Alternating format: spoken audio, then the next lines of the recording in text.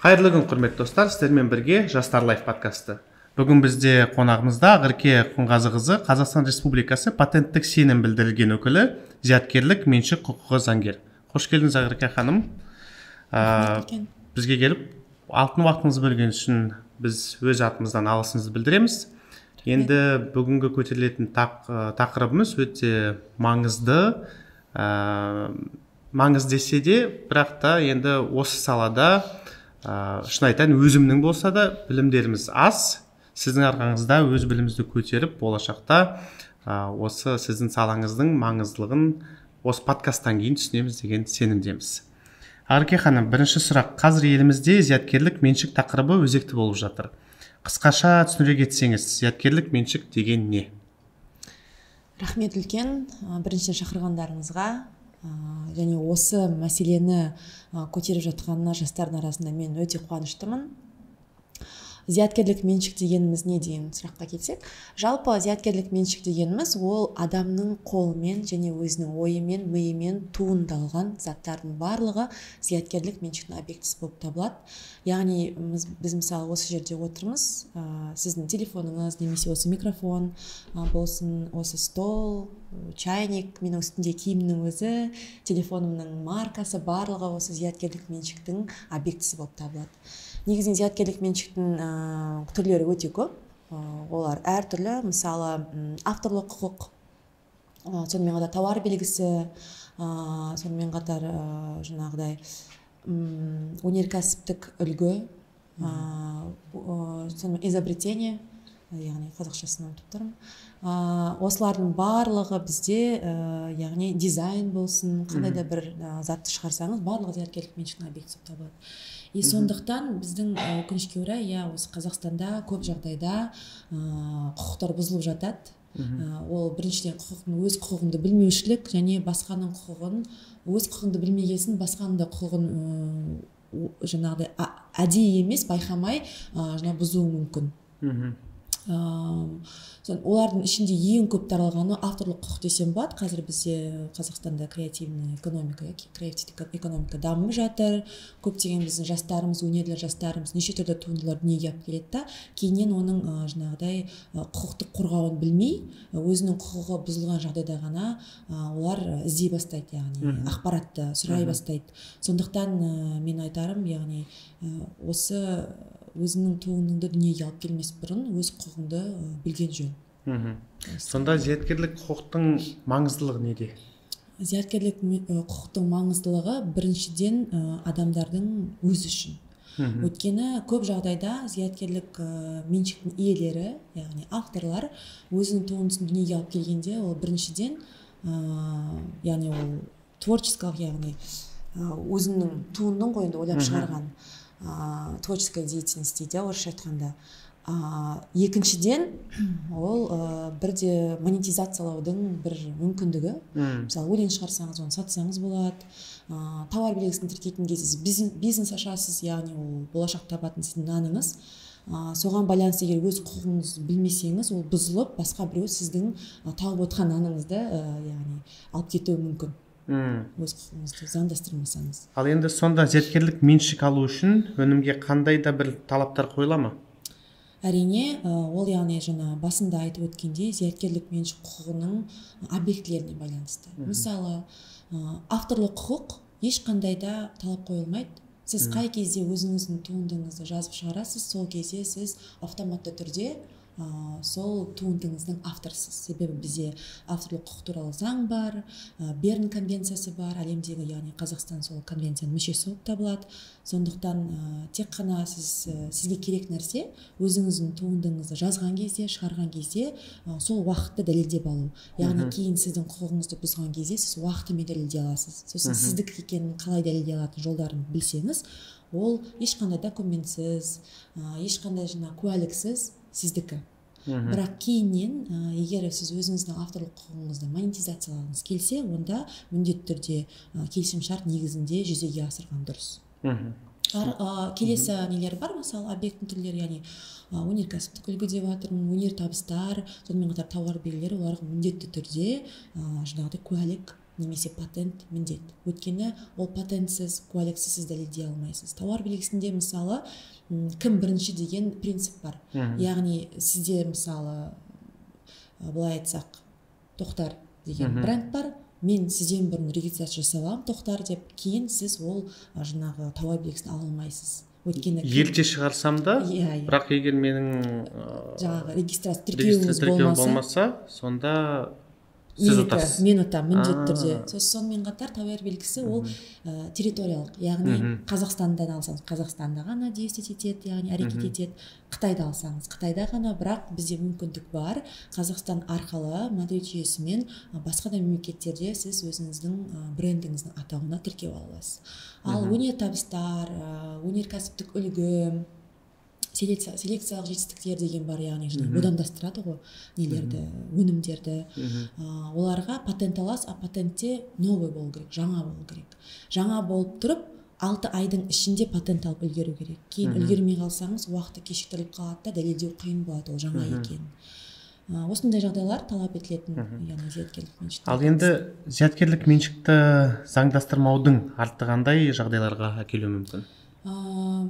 Заңдастырмаудың арты, яғни авторлық құқықта әсер етпейді, ал осы тауар белгісі патенттерге әсер етуі мүмкін. Өйткені мен жаңағыдай сізден көріп аламын да, бизнесіңіз дамып жатыр, керемет, мен тұрамын да сіздікін алып аламын да, сіздің брендіңіздің атауын тіркеп аламын. Кейін уже репутационный риски. Мысалы, сіздің өзіңіздің жаңа клиенттеріңіз бар, сіз әлі уже Қазақстанға әйгілі брендсіз, бірақ сіз өзіңіздің тауар белгіңізді тіркеп алмағаннан кейін басқа біреу алып кетеді да, кейін брендинг жасауға тура келеді. Білмесе болмаса сіздің тауар белгіңізді басқадан тіркеп алған кезде одан сатып алуға тура келеді. Болмаса рұқсат сұрау керек. Өйткені сіз уже өзіңіздің брендіңді тіркемегеннің кесірінен басқа тіркеп алған адамның құқығын бұзасыз.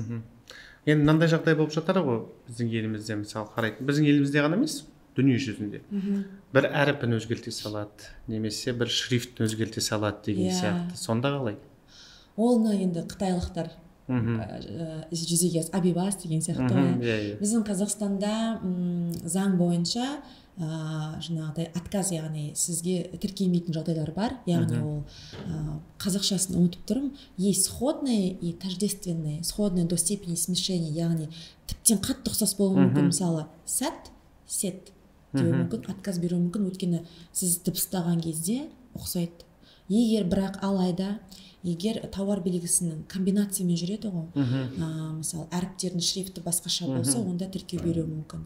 Бірақ көбіне осы нәрсе скоттинг деп аталады, яғни ұрлап кетеді, болмаса контрафакциялық тауарларды жасаған кезде Абибас деген сияқты. Олар сол шрифтті сақтайды, өткен адамдар сатып алатын кезде алыстан қараған кезде как будто Адидас деп тұрған сияқты, байқамай сатып аласың, оказалось Абибас. Сол ғой, мысалы сіз Тоқтар деп менің брендімді Тоқтар деп ертелек мен мысалы компанияны аштым, дамытып жатырмын, Аллаға шүкір, әйтеуір адамдар танып жатыр дейік.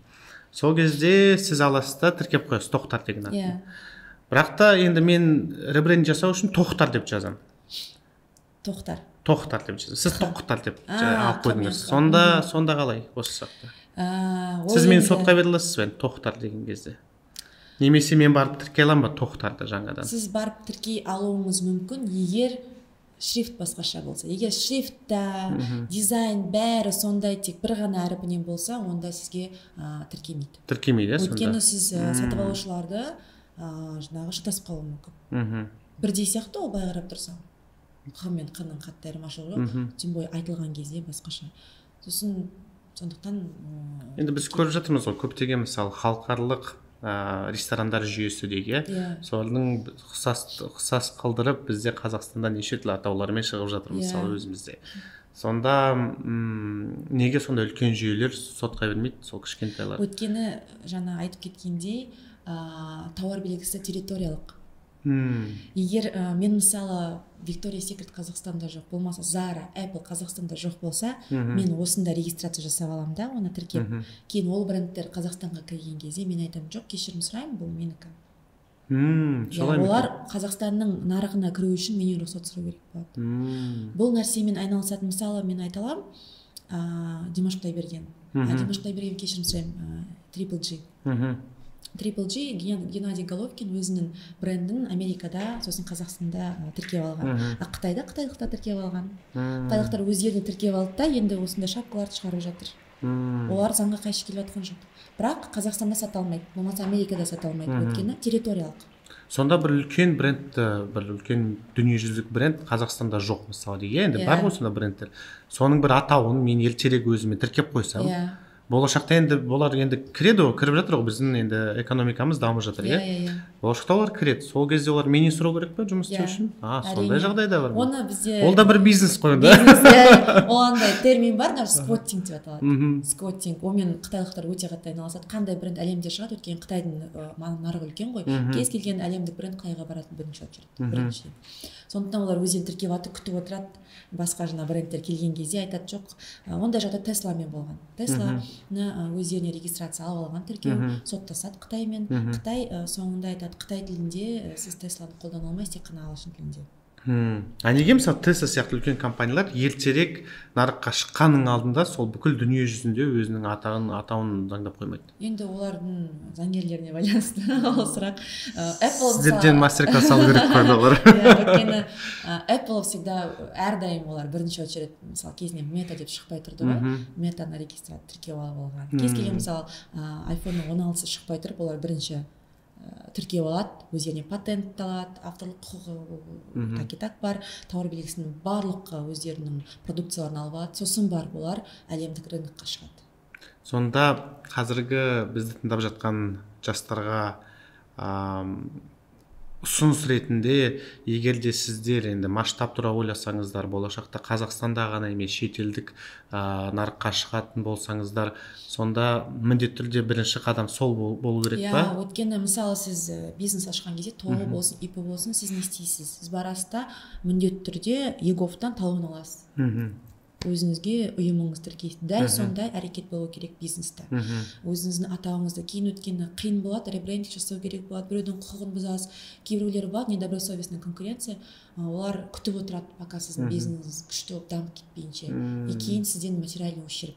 Енді кейс ретінде біздің елімізде немесе шетелде сондай бір танымал брендтердің сондай бір проблемасы болды ма? Қандай мысалы? Бургер Кинг брендін бәріміз білеміз. Бургер Кинг барлық мемлекеттерде Бургер Кинг, Австралияда Хенгри Джек. Өйткені Бургер Кингті уже регистрация алып алған. Сондай сияқты Starbucks көп уақыт Ресей Федерациясының рыногына кіре алмаған. Өйткені Starbucks регистрация алып алған, олар соттасып, ұзақ уақытқа дейін сот процесі жүріп барып жеңді. Сонымен қатар Audi-мен де сондай жағдай болған Россияда. Сол себепте ғой кейбір көліктердің атаулары әртүрлі елдерде әртүрлі атаумен болады. Соны әрқашан ойлап неге? Роялти, ущерб материальный, мысалы, сіз менің тауар белгімді пайдаланып отырып ақша тауып жатсыз ғой. Сондықтан мен сотқа беремін де, мен өзімнің құқығым бар, сізден қандай да процент талап етуіме. Ол таза бизнес емес, бірақ енді ол да бір бизнес. Сондықтан сосын кейбір адамдар бар, өзінің жаңағы тауар белгісін тіркемейді, біріншіден тіркейтін кезде қарамайды. Мысалы, уже бар ма, жоқ па, сосын өздеріне отказ алады да отырады, ой, мен ақшам зая кетті деген сияқты. Өйткені процесс 7 ай. 7 айдан басталады регистрация алу. Ол ұзақ, біздің Парижская конвенцияға байланысты, өзіміздің ішкі біздің заңымызға байланысты осындай уақыт. Бірақ әлемдік практика ол тек қана Қазақстанда емес, кейбір мемлекетте тіпті 1 жыл, 1,5 жыл қарайды. Кейбір мысалы салаларды алсақ, осы заңнамалы саласын алсақ, заң саласын. Кейбіреулер айтады, Қазақстанда бюрократия көп деп. Бірақ та менің естіп жатқаным, мысалы, бір достарым шетелде тұрады, ол айтады, ол жақта ода, мысалы, бізде 1 ай болса, ол жақта жарты жыл деген сияқты. Сіздің салаңызда қалай екен осы сұрақ бойынша? Мен айта аламын, мысалы, Америкада 12 ай. 12 ай, минимум. Қазақстанда, біздің Қазақстанда 7 ай. Бірақ 7 айдан аз мемлекеттер көрген жоқпын. Ускоренный деген бар. Бірақ ол енді ондай көп мүмкіндік бермейді, тек қандай асығыс болған жағдайда болмаса. Кейін Парижская конвенцияны көп мемлекеттерге қол қойған, сондықтан көп мемлекеттерде осы 6-7 ай срок міндетті түрде сақталады. Минимальный. Бірақ та одан көп сұрақтар бар, мысалы, Америкада. Әрине. Сонда ол бізде бюрократия деп айтуға болмайды, ол енді халықаралық. Бюрократия емес, ол больше не сияқты түсетін өтінімдердің саны. Өйткені біздегі сан кішірек қой, кішкене біздің жалпы халықтың өзі, иә, салыстырсақ соған байланысты. И бюрократия да бар, конечно, міндетті түрде. Сондай, бірақ біздің қазақстандық брендтерде шетелде көп. Ең бірінші біздің Ульбинский металлургический комбинат па, қалай атын қалдым. Ең бірінші шетелдік регистрациялаған қазақстандық бренд. 93 жылы. Ең көп бізде беретін ол шетелдік регистрациялатын Баян Сұлу конфет.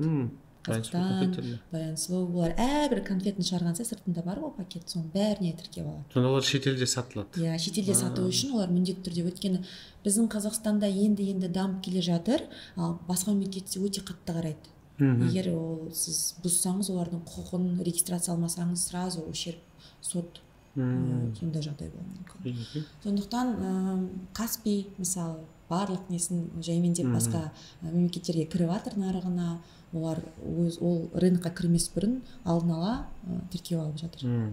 Тамаша. Енді біздің елімізде соңғы кезде білесіз, креативті индустрия өте қатты дамып жатыр. Креативті кәсіпкерге осы салада білу керек негізгі дүниелер қандай? Креативті индустрияда білу керек нәрсе сіздің құқығыңыз. Креативті индустрияның өкілдері ол суретшілер, әншілер, болмаса фильм режиссер. Біріншіден білу керек нәрсе сіздің құқығыңыз. Қалай сіз туынды дүниеге алып келесіз, сіз уже өзіңіздің құқығыңыз бар. Керек емес, свидетельство, куәлік, подтверждение сіз қажет етпейсіз. Бірақ сол шығарған уақытыңызды дәлелдеме сақтап алыңыз. Суретке түсіріп алыңыз, видеоға түсіріп алыңыз, уақытын белгілеп алыңыз. Екіншіден, басқалардың құқығын бұзбаңыз. Қайталамаңыз, білмей қалады ау демеңіз. Тіпті ең көп бұзылатын авторлық құқық, креативті индустрияның өкілдерінің құқығы бұзылатын жер ол интернет. Сонымен қатар, яғни көшіріп алу деген нәрсе ол университеттен басталады. Плагиат. Сол мысал ретінде бәріміз университетте оқығанбыз, бәріміз мектепте де оқығанбыз. Сол кезде доклад деген нәрсе болды, сочинение деген нәрсе болды. Сонда шындықты айтайық, арамызда сондай болған, енді Google-дан көшіріп аламыз деген сияқты. Сонда енді дұрыс емес екен, қазіргі таңда түсініп жатырмыз, бірақ соны қаншалықты дұрыс емес екен, заңды түрде қалай екен, дұрыс емес екенді білім жағынан бәріміз түсінеміз. Ал енді заңды түрден қарайтын болсақ. Мен заңды түрде айта аламын, қорқытпаймын ешкімді, бірақ авторлық құқықты бұзғаны үшін қылмыстық іс қозғалады. Административті бар, но больше қылмыстық, өткеннен қайталауға болмайды. Сонда бір доклад, мысал ретінде бір 15 жыл бұрын мен жазған докладты біреу көтеріп қараса айтса, сіз мына сайттан алдыңыз, біздің құқықты бұздыңыз деп міндетті түрде айта алады. Бірақ енді қылмыстық іс қозғау үшін ущерб болу керек. Қандай ущерб? Репутационный риски. Сонымен қатар сіз сол доклад арқылы ақша тапсаңыз. Ал егер мысалы былай айтатын болсақ, енді бізде енді қазір демократия құрып жатыр ғой, енді соңғы 30 жылдан астам біз мемлекетімізде кейбір біздің қоғам белсенділері мысалы бір исследование алады да, сол бойынша ары қарай енді сөз сөйлейді, немесе бір жақта мүмкін соның арқасында бір жобаларды ұтады деген сияқты. Қазақстанда шетелдік деңгейде басқа біреудің несін зерттеуін алып па? Иә, басқа біреудің зерттеуін алып. Ұрлап дегенде сұрамай алды ғой, интернеттен ашық. Міндетті түрде ссылка жасау керек. Негізі бізде доклад, дипломная работа жазудың өзінің ережелері бар ғой. Сол ережені міндетті сақтау керек. Қандай да бір сіз біреудің сөзін, даже айтқан бір ауыз сөзін, бір сөйлемін өзіңіздің докладыңызға қосатын болсаңыз, ссылка жасау керек. Қайдан алдыңыз, авторды көрсетіңіз, жаңағыдай кітаптың атын, жылын бәрін көрсету керек. Егер көрсетпесеңіз, ол кісі сізге шағым жасау. Өзім білімін сияқты айтуға болмайды, ол енді айту керек. Біреудің білімін сіздің біліміңіз сияқты айтуға, мен шығардым деп айтып, менің құқығым емес, айтуға болады. Яғни ол больше распространение ғой. Бір қандай да бір ашылымды, мысалы. Бірақ айтпай қай жақтан алғанымды. Ол намерениеге байланысты. Өткен ақша табу, өзімдікі деп көрсету болса, ол құқықты бұзу. Ал егер сіз осындай исследование бар, осындай деп айтылған десеңіз, ол құқық бұзушылық емес, ол больше сіз көбейтіп жатырсыз оны. Распространение, басқа адамдар білсін деп жатырсыз ол зерттеуді. Сондықтан сондай нәрсе, ең авторлық құқығының басталуы сол универден басталады. Мектепте ондай қатты емес. Бәріміз бұздық кез. Қазірдің өзінде бұзамыз біз фильмді жаңағыдай қандай гид онлайн деген сияқтарды қараймыз. Енді оны да түсінуге болады, Қазақстанда көп жерлерде достық жоқ кейбір жерлерде. Мысалы шетелде кеше ғана қарағам, осы Қазақстанда жаңа немістің вагондары келген, ана пойыздардың вагондары. Сол жақта музыка туралы сөйлеп жатса, осы бір выпуск болған, сол туралы музыка туралы сөйлеп жатса, әндер туралы. Сол жақта айтады, бізде енді Германияда білесіздер, андай пиратский версия жоқ, сол үшін әлі тек қана мысалы 15-20 ғана өлең бар деген сияқты. Осы компания сатып алған, сол праваны алған емес, қалай десек болады. Сол қолдануға мысалы рұқсат алған. Иә. Ал сіздерде енді сондай жоқ дейді да, сіз тыңдай берсеңіз болады деген сияқты әңгіме айтып жатыр да кеше. Негізі бар, просто бізде оны құқықты бұзады. Мысалы айтатын болсақ, той, қазақтың тойында кез келген әншінің өлеңін қолдана береді, рұқсатсыз. Әрбір той сұрау керек па? Сонда мысалы мен өз тойымда тойымда сұрау керек, өйткені тамада ол қолданатын өлеңнің бәрі. Сіз мысалы өлең той жасаған кезде шақырасыз ғой адамдарды, аппаратурасымен, сол той жүргізушілерімен, міндетті түрде сол тамаданың жауапкершілігінде ол әрбір өлеңді қолданған кезде әрбір әртістен, әншіден рұқсат алу керек. Сонымен қатар заведениялар біздің Қазақстанда, любой кофе-бум болсын, кез келген неге кірсеңіз, өлең ойнап тұрады, ал ол өлеңді ойнату үшін де ақша төлеу керек. Өйткені просто так сіз өзіңізге кофейня ашып, ішіне кез келген өлеңді қоя алмайсыз. Мысал ретінде осы креативті индустрия деп айтып жатырмыз ғой енді, әншілер деген сол саланың өкілдері ғой. Мысалы мен әнші болдым, иә, тамаша бір хит жаздым. Адамдармен енді адамдар қолдап соны бәрі тыңдап жатыр. Мысалы ана Яндекс Мюзик болсын, басқа да болсын, Apple Music болсын, сол жақтарда. Ал енді тойда ойнату үшін мен ана осы интеллектуалдық құқықты алып алдым өзіме. Мысалы ертең тойларға барып айтып жатырмын, заведенияларға барып айтып жатырмын, тоқтатыңыздар, қолданбаңыздар деп. Сонда менің популярность түсіп кетпей ма, менің танымалдық мысалы? Қалай сонда? Мысалы басқа әншілер солай айтпай жатыр ғой, мысалы Қайрат Нұртас болсын, басқалар да осыны жүргізіп. Бір естімегем жүрдіп бір. Бірақ негізі бізде окуп деген бар, қазақшасын ұмыттым, орысша айтқанда организация коллективного управления правами. Бұлар, грубо говоря, лейбл. Мен лейбл ашам, окуп ашам, айтам Қайрат Нұртасқа, сен маған бер құқығыңды, мен қарайын, түскен ақшаны бөліп аламыз, болмаса қандай процентін мен аламын деп. Сондықтан ол кісілердің өзінің нелері бар, құқық қорғаушылары бар. Тойларға бара бермейді ғой, конечно, так осындай заведенияларда өлең айтатын болса, олардың әндері қосылса, міндетті түрде олар ақша алады. Құқық қорғалады. Сондықтан енді дамып келе жатырмыз, болашақта ойлаймын, бізде жақсырақ болады деген ойдамын әрине.